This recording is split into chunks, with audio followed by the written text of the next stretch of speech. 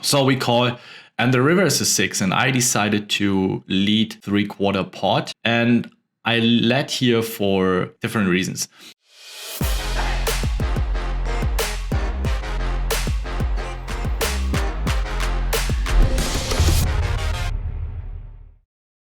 Crazy stream on Sunday was definitely a very interesting session where for a couple of hours I got wrecked left and right.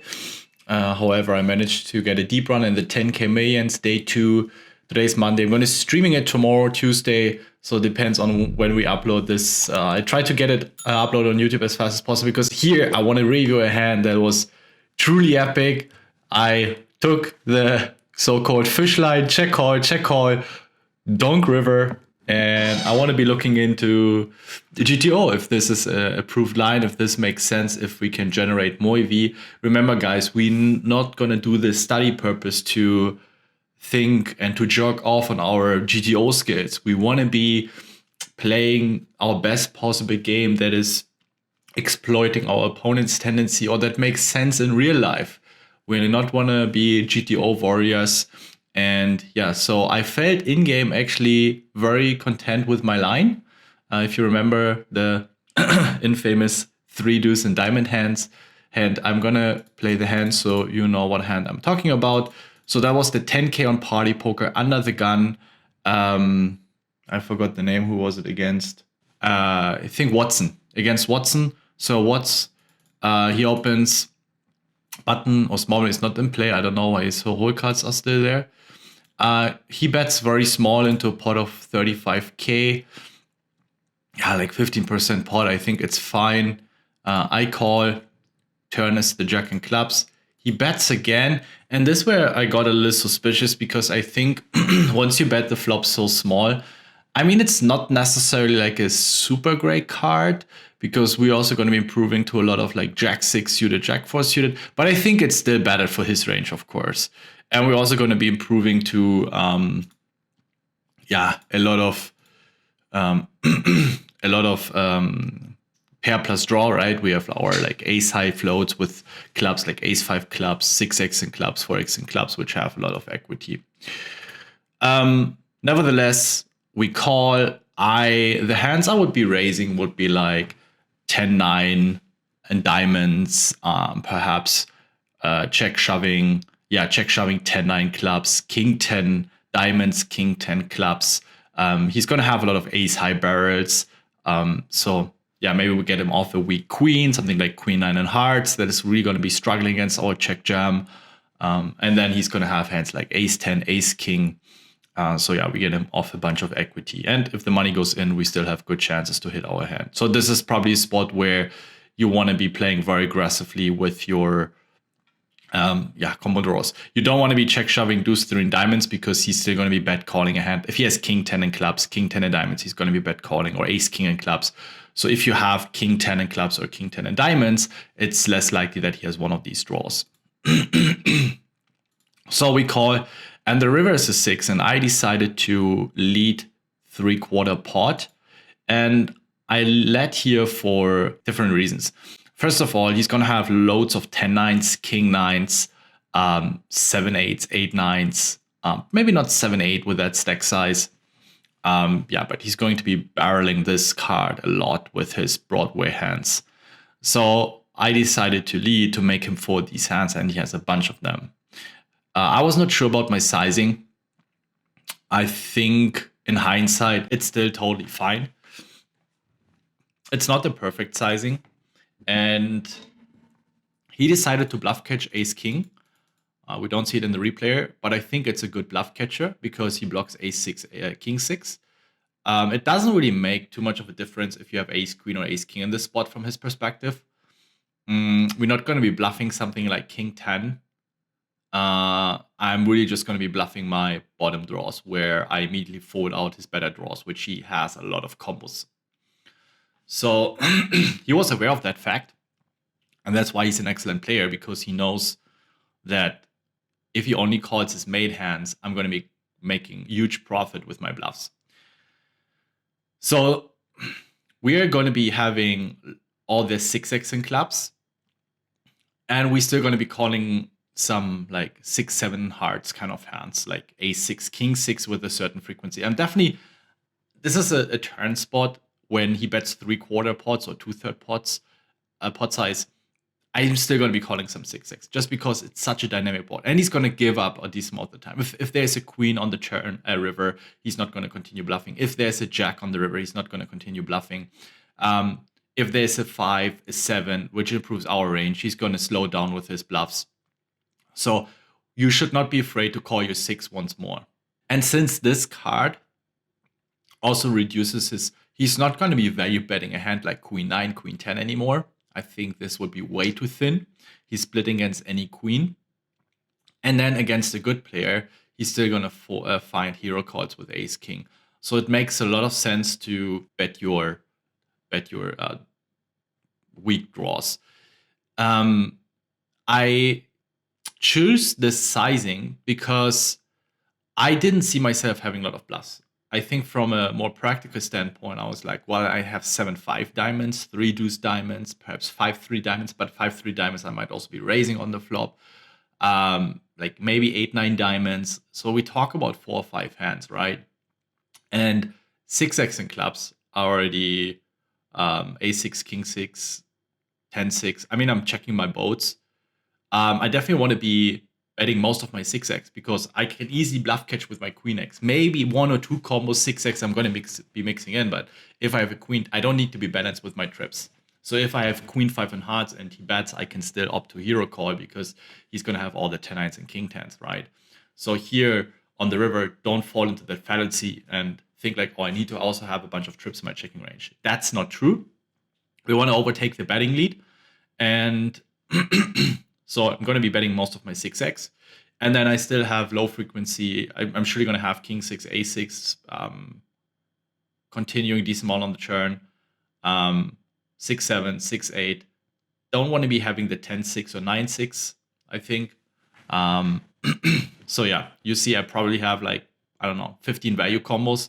And that's where I struggled finding all my bluffs. So that's why I didn't want to go all in. I felt like it's easy to overfold this spot because it's hard to bluff. So let's look into the sim preflop. That's his opening range here with 30 big blinds, which I think is fine. We defend something like this, reshove some pairs, 3-bet some of these offsuited ace-x hands and king-x hands with this stack size. We're around 30 big blinds preflop deep. So we see he's doing a bunch of betting, basically betting range, using very small sizings, using 1/3, using larger sizings as well. I think you should play this spot very player dependent. You can do a lot of different things here. This should not be part of this video for now. He bets very small. We call. We can see we can raise, but also the raising is not really part of this. I mean, of course, against the small sizing, we should be we should be raising larger. But since we call anyway, since we're going to be in the calling node, it doesn't really matter. We check the turn. Again, this is not a card we want to be leading. If the turn would be, let's say, a 4, you see we start leading way more. Or if the turn would be a 6, you see also we start leading. Because he doesn't have so many 6x, we have way more 6x. And we can see now that our equity significantly improves compared to the flop. On the flop, we had like 40%. Now on the turn, we have 45%, and we have the nut advantage. We still have a slight equity disadvantage, but since here this card improves our range, we can start being taking over the betting lead. However, also the jack and clubs, and I check, and he bets around 3/4 pot. You see 3 deuce and diamonds. We pure call if we didn't raise the flop. It's a very profitable call. Outperforms raising. Raising wouldn't be terrible, would still be profitable. Call. And the river is the 6 and hearts. I actually think 3 deuce and diamonds. I think this spot, I mean, we see how aggressive he's on the turn, right? Like all the king 10s, and he's actually supposed to check them back sometimes, ace kings. And I just see that people barreling these spots, especially in high stakes, so often. Like, it's just so easy to barrel this card. It's an overcard of the 604. So yeah. So now on the 6 on the river, we actually do bunch of leading because now we have 60% equity. However, it wants to go all in or bet very small. Intuitively, the betting small with a very wide range makes a lot of sense to me, because even with the small sizing, we generate 30% fold equity, which is enormous. We bet 37 into 113, so it's like a quarter pot, basically.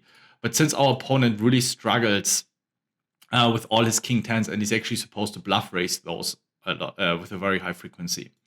And we see 3 deuce diamonds. Once called, actually wants to start betting the river. But again, it's either very small or very large. This in between doesn't really want to do, but it's not the big difference in EV. Like this would be nitpicking.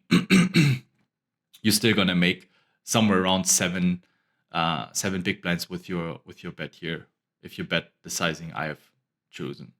And also, as we can see on the turn, once he bets, our 6x here, even if we don't have a club, want to defend with a certain frequency, makes a lot of sense, because otherwise, if we start folding all our 6x, we're going to be folding all our 4x, we're going to be folding our floats, and if we fold all our 6x, he's going to be printing a ton of money with his bluffs. So that's why we need to defend here with our 6x combos. And that's why we get to the river actually even with like 7-6 off, and we have loads of these combos. So what should we bluff? 7-8 diamonds, 7-8 clubs, even the 9-8 in diamond combos. What about even like king 8 in diamonds wants to lead small. It's actually really interesting. Also doesn't mind shoving the river. So yeah, we're gonna be very aggressive on this river. And let's assume we would be overbet shoving. He's supposed to sometimes hero call with ace king. The way I would have played this spot, I would probably still underbluff this spot. I probably would have not bluffed king 7 and diamonds there, to be honest. But yeah, it makes some sense to me now if I see it. So now what we learn here is that if the river pairs, if the 4 pairs, we still get to be. We're still gonna have some of like these 4x and clubs, right? But we're not gonna be as aggressive as on the 6. And also we're not gonna be using big sizing. We're only gonna be using small sizings. And yeah, on the 6, we start even using overbet all-ins. 60% equity. We want to be very, very aggressive on this river.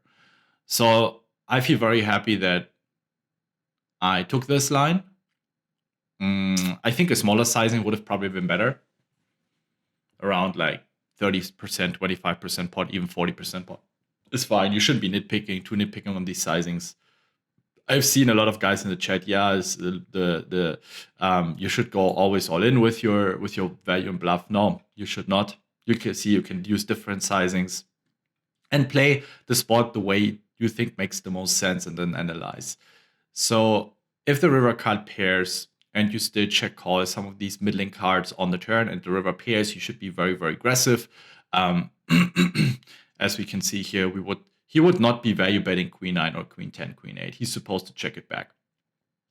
I would say this is way too high of a frequency. I don't think people are going to be betting here queen 9 in spades. I think they would probably check it back. I think even in practice, it makes even more sense to at least bet your value, and then just everything that has absolutely no showdown value, and you still unblock and you make him fold his ace kings, his ace 10s, his 10-9s, your 9 high bluffs, 8 high bluffs. You should bluff all of them, I think. And then player dependent, decide whether you choose a small sizing or your big sizing. So yeah, I hope you guys enjoyed this hand. As I said,